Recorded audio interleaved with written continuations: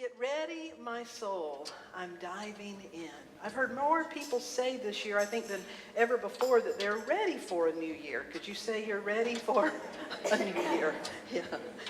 I think every new year, we appreciate New Year's because as human beings, we really like the proverbial clean slate, the opportunity of a clean start, a fresh start. But, have you ever tried to have a fresh start and you weren't feeling very fresh to start with? And so you kind of wonder, how am I going to create something new? Well, New Year's is this time of year, and there's an energy that seems to support as the earth creates its cycle again, and it just allows us to sort of reboot, restart. And today, in Unity, there's not a lot of ritual in Unity, but the ritual that we do have, to me, is very powerful. There's power in ritual. A ritual is the capacity to demonstrate outwardly something that you're claiming as a truth. It's an outward symbol and enactment, if you will. I remember my grandmother was part Native American. She wore her hair up in a little bun, but if she ever took it down, her hair went all the way down to the bend of her legs. I've never seen any other woman with hair that long. But when she'd get frustrated with her kids, she lived in the eastern part of the state and had a sandy yard, and she would collect reeds and make these homemade what she called a yard broom. And when she got frustrated, she'd go outside and she'd take one of those brooms and just start sweeping the yard. And she'd start singing, I know that I know that I know. I always wondered what she knew. But apparently, she never said. She just kept singing, I know that I know that I know. But she would get this little shuffle and then be sweeping the floor. And somehow Grandma was better after that. Well, it was a ritual for her. It was a way to get out, sweep away, clear her head, clear the cobwebs. That's what the new year gives us an opportunity to do. And so we're going to utilize ritual today. How many of you attended a burning bowl service or ceremony in the past? Wonderful. How many of you, this will be your first experience? Wonderful. Well, it's a very powerful experience that you can have. There are just a few things that you will need. So when you came in, if you received a bulletin, these things are inserted in your bulletin. If you do not have them, there's a little teeny square piece of paper that's inside your envelope, and there's an envelope and a half sheet of paper with something written at the top.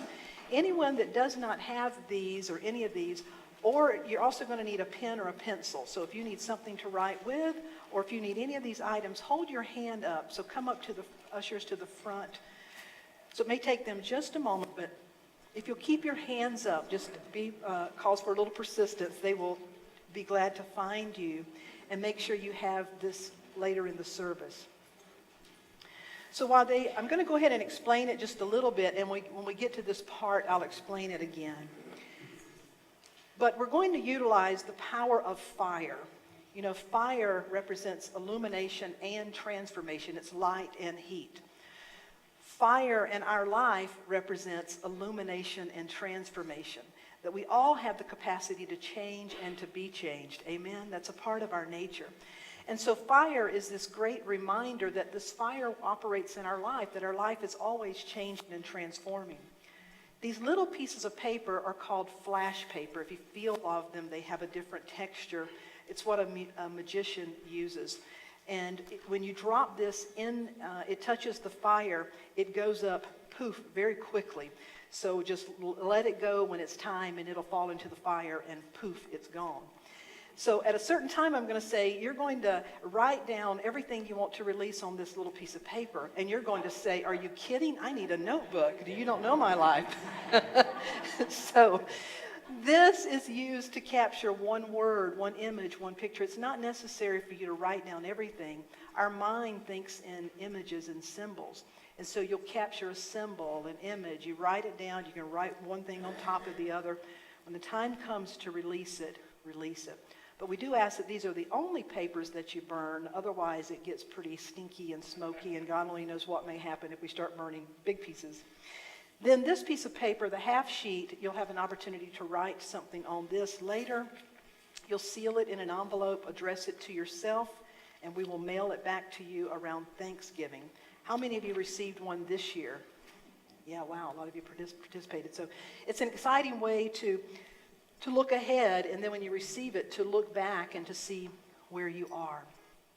So happy New Year. I heard this week someone told me they had a prayer that was this: Dear God, my prayer for 2017 is I want a fat bank account and a thin body, and please do not mix them up like you did last year.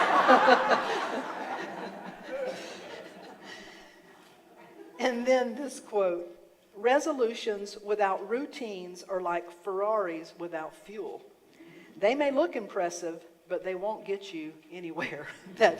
How many of you made some sort of New Year's resolution? Last service we had 4. We're up to about a dozen maybe. And so for the rest of you, why didn't you make a resolution? Forgot. How much did you drink? It's like most of you probably say, I've done it, been there, it didn't work. Anybody relate? It's like, it just, Somebody in the last service told me, they said, I don't believe in New Year's resolutions. I believe in New Year's evolution. And I said, I'm going to talk about that next service. You may want to come back. I had New Year's realizations, but I love that New Year's evolution. Because all of us know we have the capacity to change. We all know that.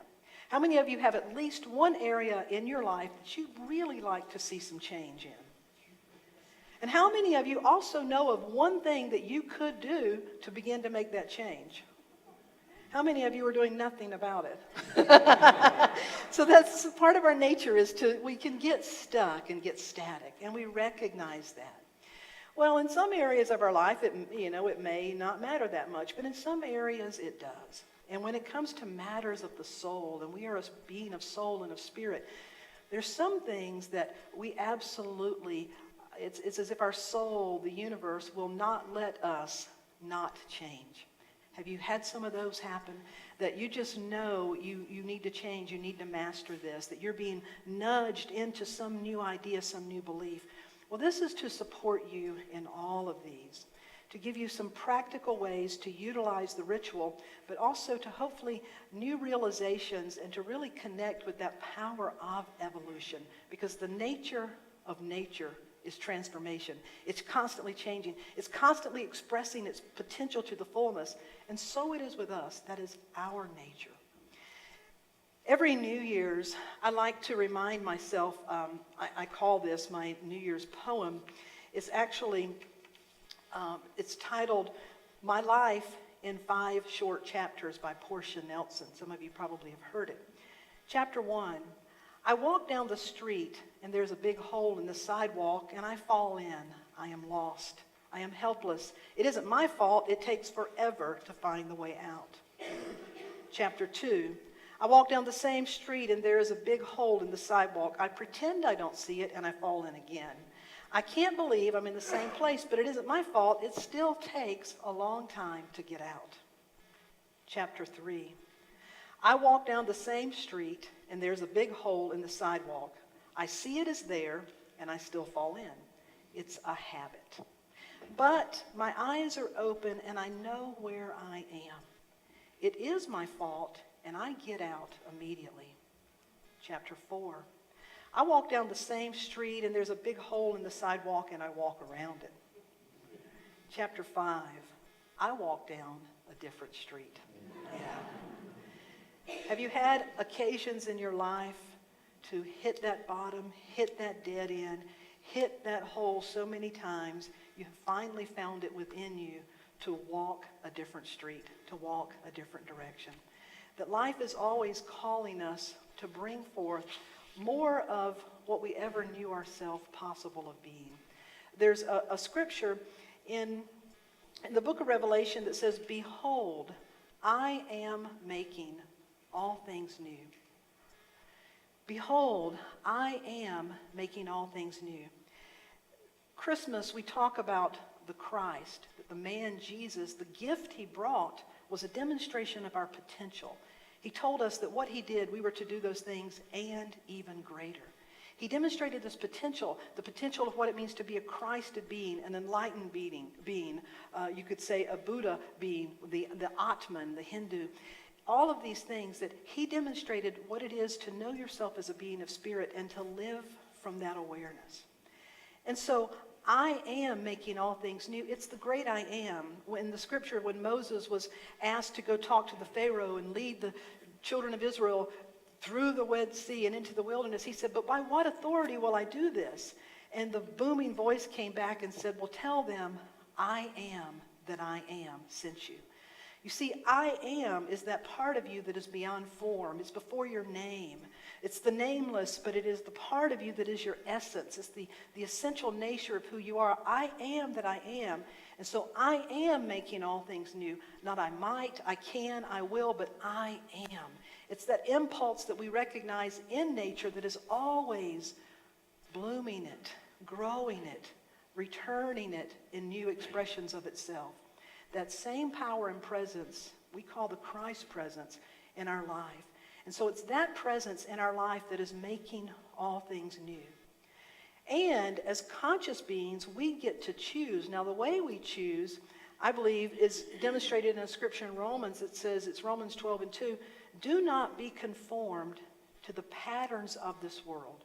What is a pattern? A pattern is a creative template. A pattern is a repetition.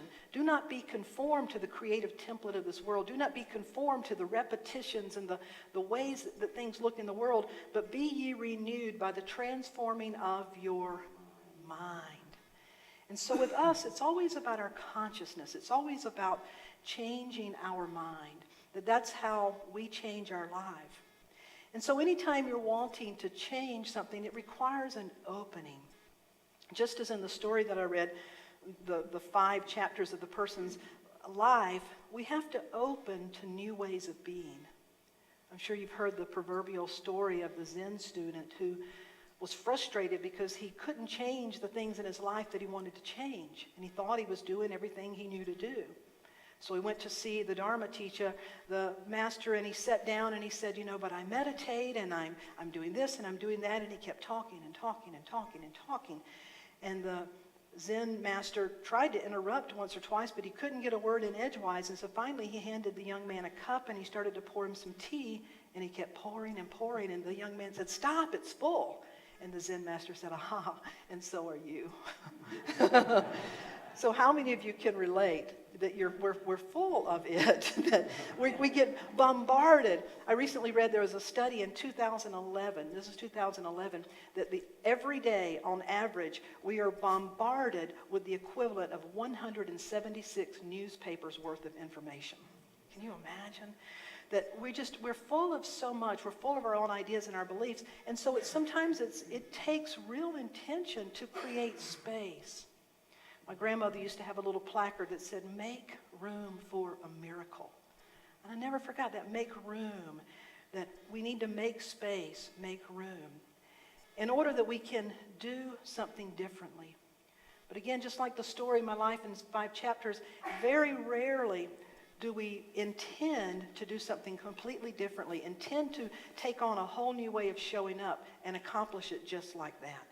It's a process. It's a process of letting go, of overcoming old ideas, old beliefs, and it's a process of integrating, embodying, and becoming, being able to show up as who we know we can be. And so that there's a step between making space and being able to fully show up and do. And that step in between, I call excuse me. How many of you are old enough to remember when in televisions, this thing would pop on the television screen and it said, I now interrupt this programming for a special message. Do you remember that? Well, it's a powerful tool when you learn to use that in your life. When you find you're doing something the old way, the way that undermines, that sabotages, something you don't want to do, to be able to stop and say, excuse me, I now interrupt this programming for a special message. The special message is, behold, I make all things new. I will walk down a new road. Excuse me, I now interrupt this programming.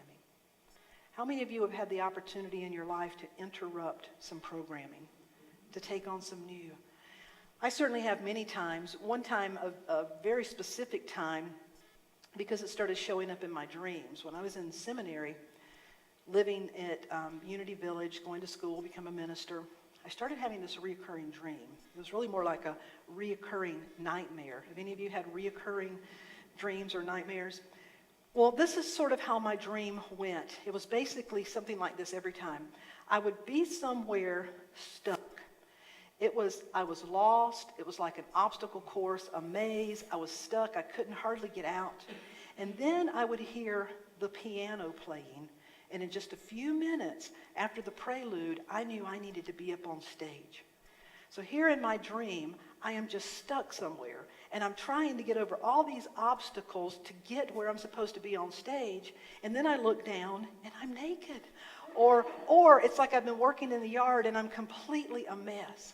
And so now I'm climbing, trying to get to the stage to start the service. I'm not prepared. And then it dawns on me, I have not even put a talk together.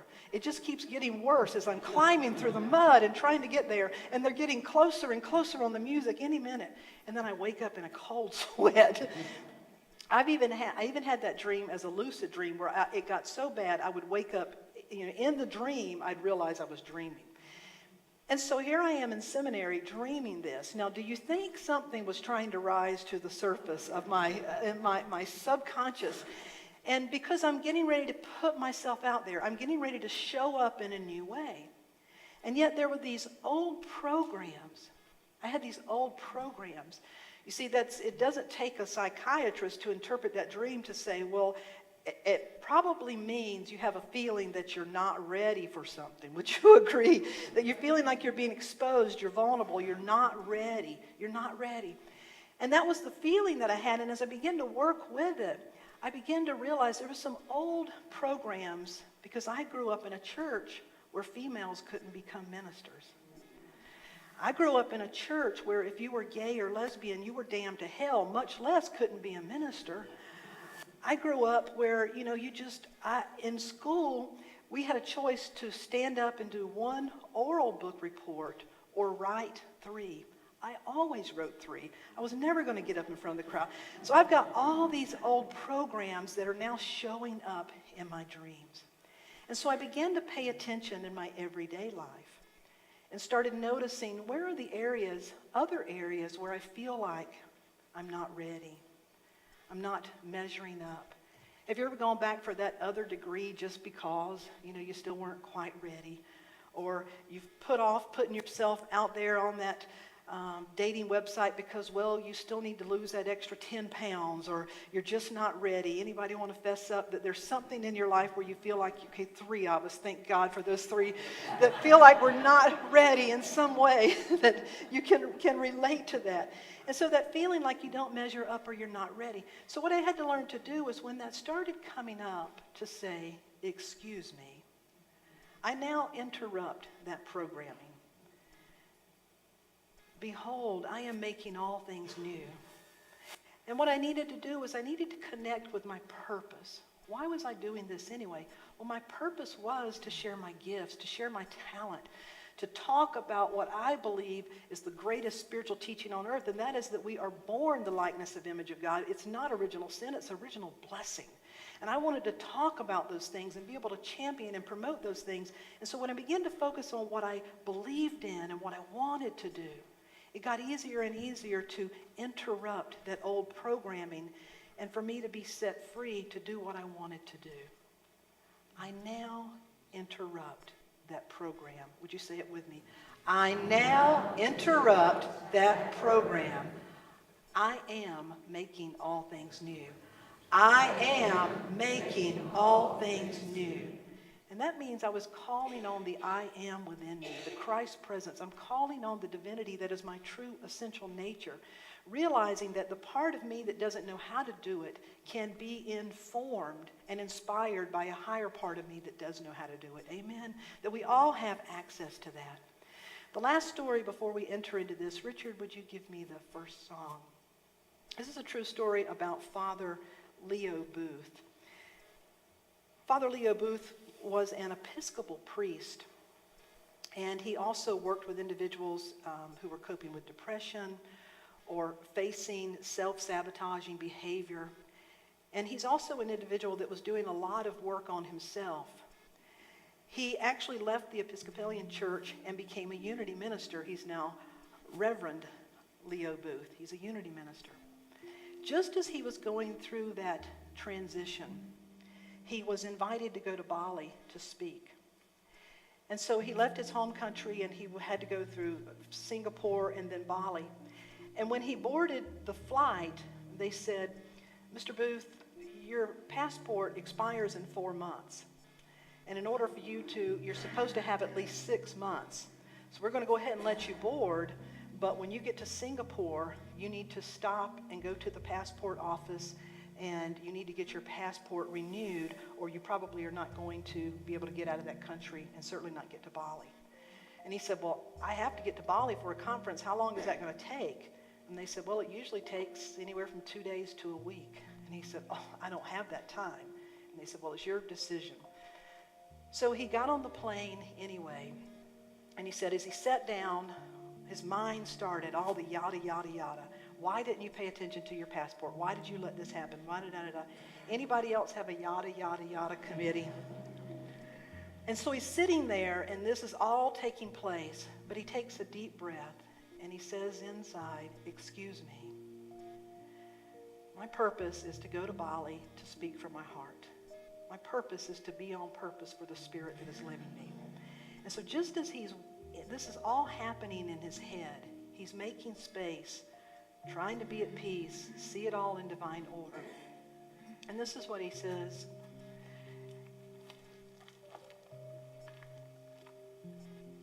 Just then, a lady seated in front of him on the plane got up from her seat and went to the bathroom. And when she came back, he noticed that her skirt was caught up in her underwear. He referred to this as a very spiritual moment. What should he do? He said, "I toyed with the idea of gently trying to pull it out, but I thought that might not turn out so well. So instead," he said, and I quote, he tapped her on the shoulder, "Excuse me, your skirt is stuck in your underwear." "Oh dear," she said, "I hate it when that happens." Still leaned forward, he said, "Well, I thought it was better for me to tell you," he sheepishly murmured. "Thank you. I detect an accent," she said. "Are you from England?" "Yes," he said. "Well, so am I, but I now live in Singapore." "What do you do?" Father Booth asked. "Oh," she said, "I work for the British Embassy in the passport division." Within a day, he had his passport stamped and was on the way to Bali, where he spoke at the conference without a hiccup. Isn't that beautiful? Now, the reason I love that story that he told at an INTA conference is because had he not had the wherewithal to say, "Excuse me," you see, what he needed was right in front of him. But so often we're caught up with the yada, yada, yada.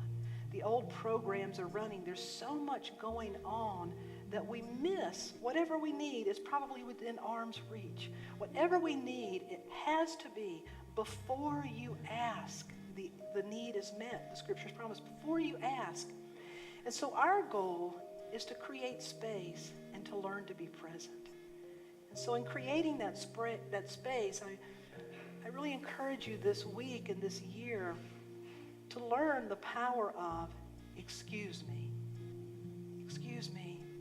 I now interrupt this programming. I now interrupt this thought. I now interrupt this self-sabotaging belief. I now interrupt this habit. I stop, excuse me. I now interrupt this.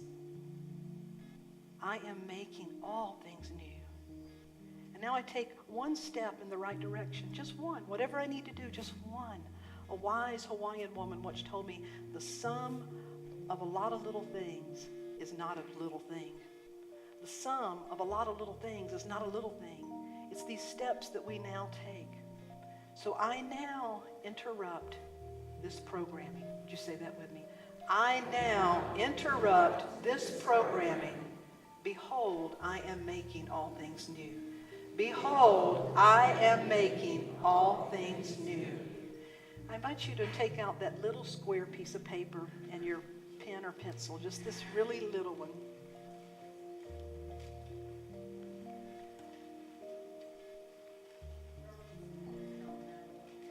Okay, if you don't have one, just hold your hand up and they'll bring you. It's inside of your envelope. If there was an envelope, there should be one. But if you don't, just hold your hand up again and they'll bring one around. Thank you.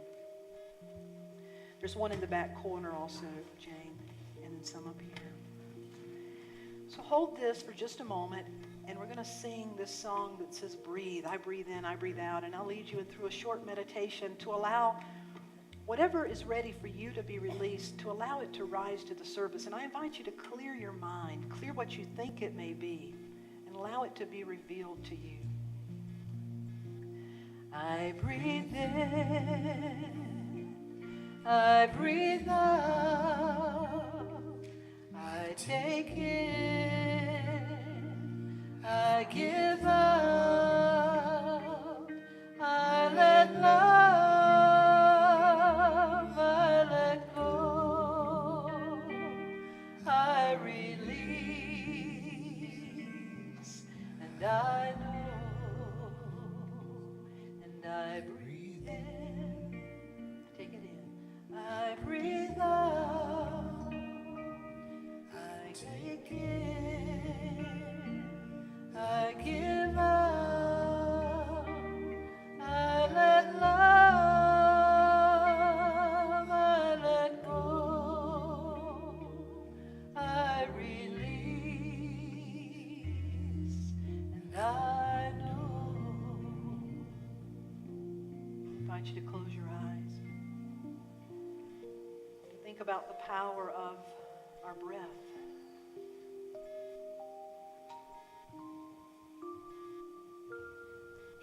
Even without our conscious effort, we are breathing. Perhaps it's more accurate to say we are being breathed. Without our conscious effort, our heart is beating. We are being lived. There is a life force that lives all creation. And this life force is animating and enlivening us. It is inspiring us, and it is calling us to bring forth our potential, just as in nature, to bring forth our essence, our potential. And each of us had our own somebody training. We've had our past hurts, our past attempts and failures. We've also had our past successes, anything that would cause us to hold on or shut down or become stuck. So we now become open, willing to be willing. And we ask, when is it time for me to release? What is it that I no longer need to carry forward? Perhaps it's an old hurt or an old grudge. Perhaps it's an old way of identifying, of thinking that we had to be this way, or could only be this, or could never have this. Inquire within. Ask your soul to show you. What am I ready to release? What is needing to be transformed in my life? And then a word, a picture, an image. Keep asking within. We're going to take a few minutes to allow it to bubble up for you, and write it down as it comes up. Just keep asking.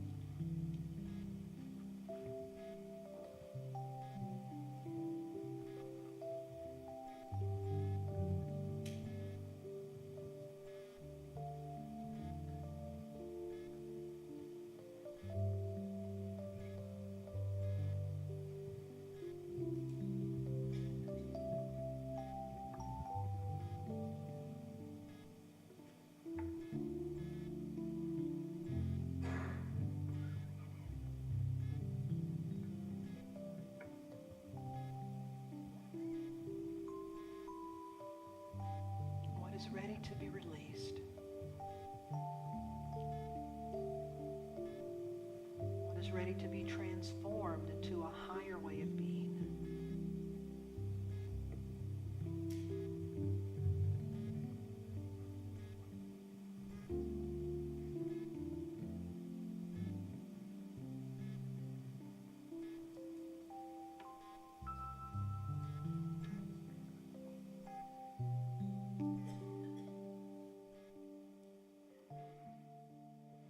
I ask you to acknowledge the fire as the power of transformation, and that power is always transforming life, and your life is no differently. And so when you're ready, we're going to come up the two outer aisles and use both of these, and then you'll exit going back down this aisle. So just form up down these aisles whenever you're ready. I'm going to sing the song as you're coming up. I lay it down on the altar of love. Reverend Christy will show you that all you need to do is just drop it in and it'll burn very quickly. I lay it down, I set it free. If you will, come up the outer aisles. I let my heart rest. I let it be. I lay it down. I set it free. I lay it down on the altar of love. Yes, I lay it down. I set it free. I let my heart rest. I let it be. I lay it down. I set it free. I lay it down on the altar of love. Yes, I lay it down. Lay it down. I set it free. I let my heart rest. I let it be. I lay it down. I set it free.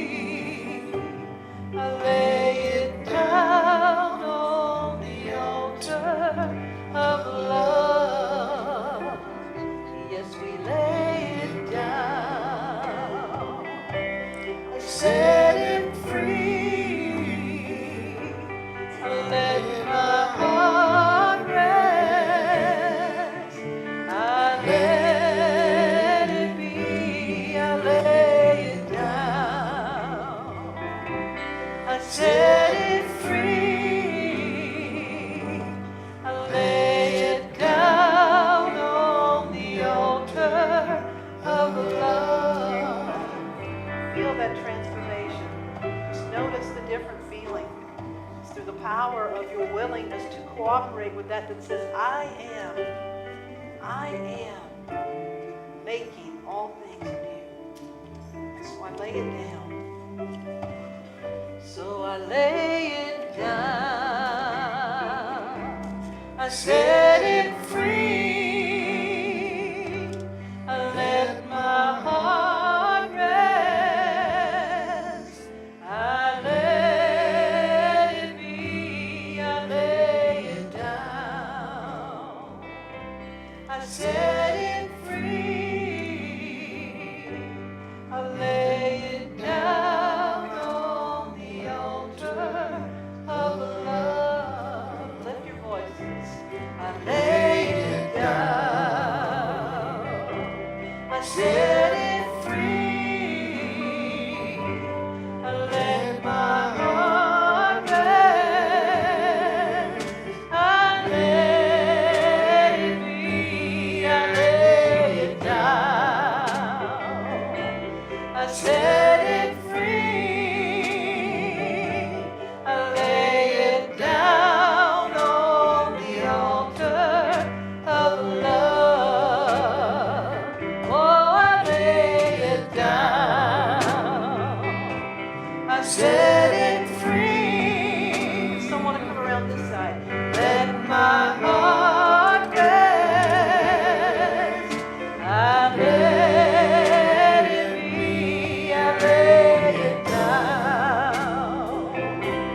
I set it free.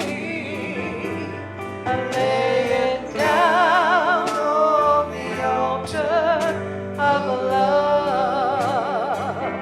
Yes, I lay it down. I said